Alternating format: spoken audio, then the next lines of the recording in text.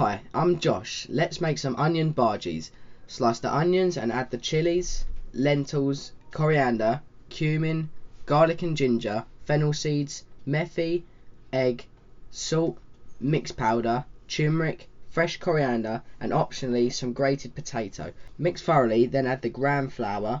Mix well with your fingers, adding a tablespoon more at a time if needed until the mix becomes sticky and clings together. Dampen your hands slightly, it stops the batter sticking. Then take a small handful of onions and mould them gently to the size of a small tennis ball. Whilst cooking, try to keep the frying bhajis in order to make sure they all get the same amount of cooking time.